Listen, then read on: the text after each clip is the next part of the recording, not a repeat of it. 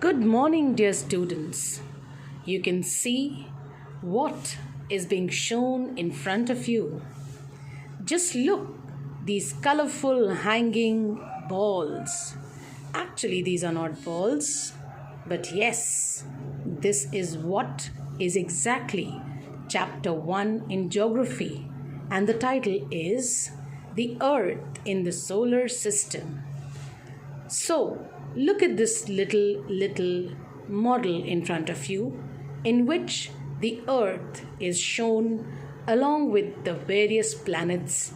And yes, the solar system means talking about the sun as our main source of energy. So look, the Earth and the solar system in front of you is beautifully, brightly showing its wonderful hang-ups. Good morning, students. This is Geography Chapter 1, The Earth in the Solar System.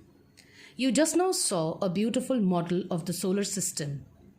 How wonderful it is to watch the sky after sunset. One would first notice one or two bright dots shining in the sky. Soon you would see the number increasing. You cannot count them anymore. The whole sky is filled with shining objects. Some are bright, others dim. It seems as if the sky is studded with diamonds. They all appear to be twinkling. But if you look at them carefully, you will notice that some of them do not twinkle as others do. They simply glow without any flicker, just as the moon shines. Along with these bright objects, you may also see the moon on most of the days. It may, however, appear at different times, in different shapes, and at different positions. You can see the full moon only once in about a month's time. It is full moon, night, or Purnima. A fortnight later, you cannot see it at all. It is a new moon, night, or Amavasya. On this day, you can watch the night sky best, provided it is a clear night. Do you wonder why can't we see the moon and all those bright, tiny objects during daytime? Yes, it is because the very bright light of the sun does not allow us to see all these bright objects of the night sky. The sun, the moon, and all those objects shining in the night sky are called celestial bodies. Some celestial bodies are very big and hot. They are made up of gases. They have their own heat and light, which they emit in the large amounts. These celestial bodies are called stars. The sun is a very big star. Countless twinkling stars in the night sky are similar to the sun, but we do not feel their heat or light, and they look so tiny because they are very far from us. Look, dear students, what am I showing you? You will say, what is ma'am showing? Two aeroplanes. There are two planes, one red and one yellow. Yes, you must have noticed that all the objects look smaller when we see them from a distance. How small an aeroplane looks when it is flying at a greater height. So you can see I'm showing you that the aeroplanes are looking so small when we are seeing them from a greater height. While watching the night sky, you may notice various patterns formed by different group of stars. These are called constellations.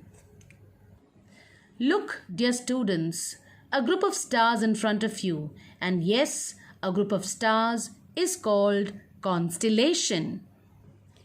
So continuing with the word constellation, you may notice various patterns formed by different group of stars, and these group of stars which form patterns are called as constellations. Ursa Major or Big Bear is one such constellation. One of the most easily recognizable constellation is the Saptarishi. Sapta means seven and Rishi means sages. It is a group of seven stars that forms a part of Ursa Major constellation. Ask someone elder in your family or neighborhood to show you more stars, planets, and constellations in the sky. Yes, now you are at home. And if you are really interested, you can notice this in the night sky. In the quarantine time, you can enjoy the sky view and you can see various stars up in the sky. In the ancient times, people used to determine directions during the night with the help of stars. The North Star indicates the north direction. It is also called the pole star. It always remains in the same position in the sky. We can locate the position of the pole star with the help of the Saptarishi. You will notice that if an imaginary line is drawn joining the pointer stars and extended further, it will point to the pole star. Look at this picture here. A girl is drawn at one point and she is focusing and facing towards the north. And when she is seeing the pointer stars in the middle, she reaches the North Star right on top. Some celestial bodies do not have their own heat and light. They are lit by the light of the stars. Such bodies are called planets. The word planet comes from the Greek word planetia, which means wanderers. The earth on which we live is a planet. It gets all the heat and light from the sun, which is our nearest star. If we look at the earth from a great distance, say the moon, it will appear to be the shining and brightly just as the moon. The moon that we see in the sky is a satellite. It is a companion of our earth and moves around it. Like our earth, there are 8 other planets that get heat and light from the sun. Some of them have their own moons too.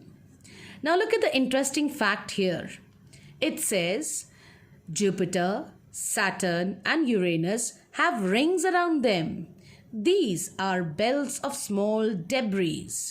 These rings may be seen from the earth with the help of a powerful telescope.